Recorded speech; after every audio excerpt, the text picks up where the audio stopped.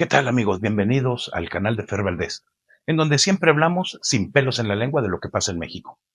Hoy vamos a meternos de lleno en un tema que es un auténtico despropósito, el desastre que el INE ha montado con la validación de la elección judicial de este año, de 2025. Esa elección que desde su arranque ha sido un circo en desaseo, improvisación y que francamente es una burla a la democracia. Así es que por favor agárrense porque vamos a destapar esta cloaca de irregularidades, el relajo de los requisitos, el papelón de los consejeros del INE, que ahora no saben ni cómo salir del hoyo en el que ellos mismos se metieron. Vamos a comenzar con esto.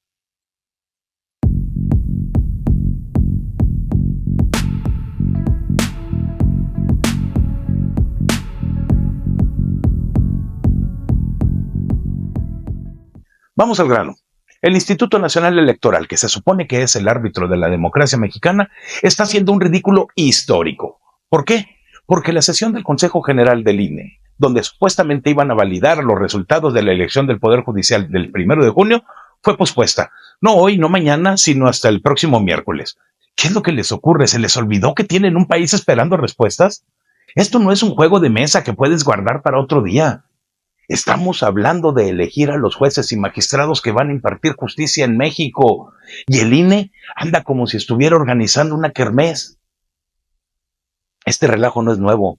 Desde que se anunció esta elección, todo ha sido un caos. El INE tuvo meses para preparar un proceso histórico.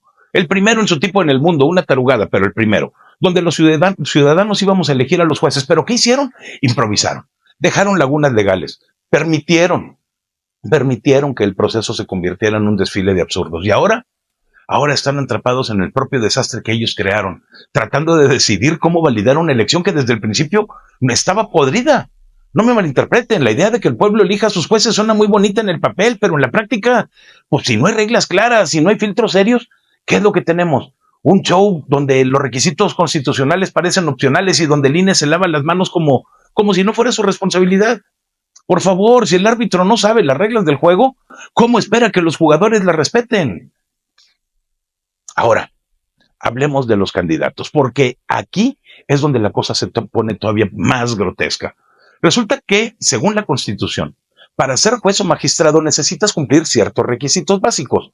Por ejemplo, tener un promedio mínimo de 8 en tu licenciatura en Derecho y 9 en la especialidad para la que te postulas. Parece sencillo, ¿no? Bueno, pues no. Aparentemente para el INE y para quienes organizaron este desmadre, revisar eso era demasiado pedir. Al principio se hablaba de 37 candidatos que no cumplían con estos requisitos, 37. Pero de repente, como por arte de magia, la cifra bajó a 3. ¿Cómo? Nadie lo sabe. Dicen que utilizaron 2 criterios de metodología y que promediaron materias o algo por el estilo. Pero es en serio. ¿Estamos hablando de elegir a los guardianes de la justicia o de aprobar un examen de álgebra en la secundaria? ¿Dónde está la transparencia? ¿Dónde está la seriedad que México merece? Esto es una burla a la inteligencia de los mexicanos. Y si eso no fuera suficiente, agárrense. Entre los ganadores hay personajes que están en prisión. Sí, así como me están escuchando. Delincuentes convictos que según el INE podrían sentarse a impartir justicia. ¿Qué clase de broma es esta? ¿Vamos a dejar que alguien que está detrás de las rejas decida sobre la libertad de otros? Esto no es una elección, es un insulto, y el INE, en lugar de poner orden desde el inicio, permitió que estas personas llegaran a la boleta.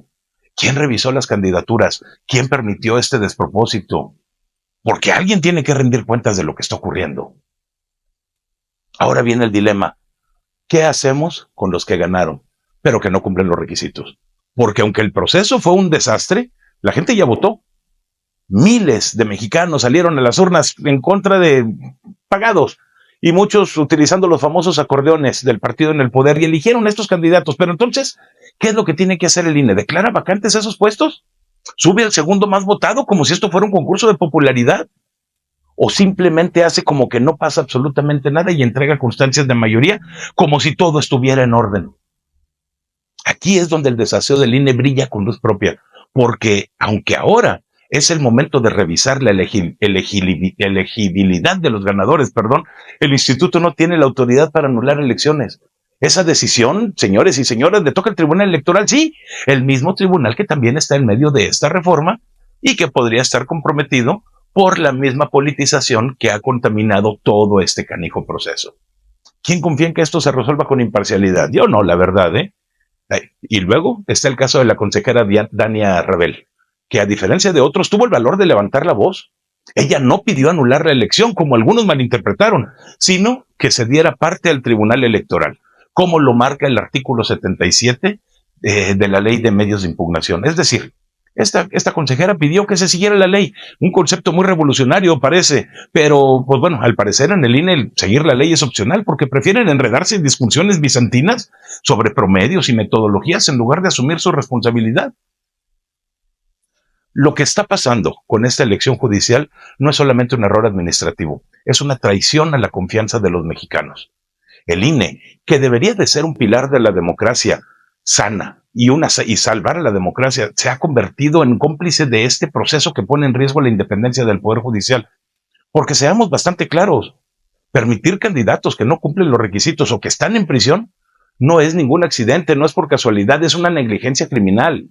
Es algo intencional y mientras el INE se enreda en sus propias contradicciones, el partido en el poder celebra. ¿Por qué? Porque esta elección, con todo su desorden, les da más control sobre el Poder Judicial, que debería de ser independiente. ¿Dónde queda la justicia cuando los mismos jueces son elegidos por popularidad y no por méritos?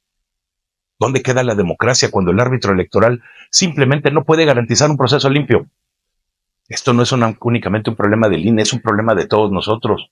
Porque si permitimos que este tipo de farsas se normalicen, entonces estamos entregando el futuro de nuestra justicia a intereses políticos y peor aún, a posibles delincuentes. No podemos quedarnos callados. Hay que exigir transparencia, hay que exigir rendición de cuentas y sobre todo tenemos que exigir que se respete la ley. Amigos, el INE nos ha fallado. Esta elección judicial es una vergüenza que pone en riesgo el corazón de nuestra democracia. No podemos permitir que la justicia se convierta en un juego de popularidad que está manipulado por intereses políticos. Es hora de que alcemos la voz, es hora de que cuestionemos, que exijamos, porque si no lo hacemos hoy, el precio lo vamos a pagar todos mañana. Y por eso quiero terminar mi video con este dato. 6 organizaciones civiles, Defensores, Poder Ciudadano, Laboratorio Electoral, PROJUC, Consejo Nacional de Litigio Estratégico y Práctica Lab, han puesto el dedo en la llaga. Hubo una operación de Estado para manipular esta elección. ¿Cómo? Con los famosos acordeones, con estas listas de candidatos oficiales que, oh sorpresa, terminaron ganando en su totalidad. ¿Casualidad? Nah, por favor, esto huele a intervención descarada del gobierno para poder meter a sus favoritos en el Poder Judicial. Además, las irregularidades son completamente un escándalo. Evaluaciones chafas a los aspirantes, diferencias en el peso de voto entre estados y candidatos que ganaron sin competencia, además de los que están en prisión. ¿Qué clase de democracia es esta donde el juego está arreglado desde antes de empezar? El INE no solamente falló en organizar un proceso limpio, sino que parece cómplice de un esquema para controlar la justicia mexicana. Esto es inaceptable.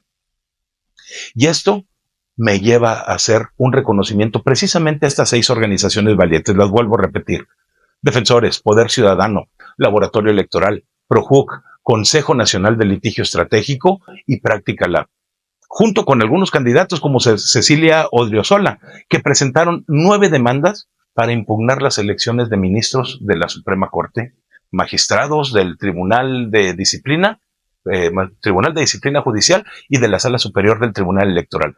Todos ellos están exigiendo que el Tribunal Electoral y la Suprema Corte analicen este desastre y, si es necesario, que invaliden los resultados. Gracias a estas organizaciones en México hay esperanza.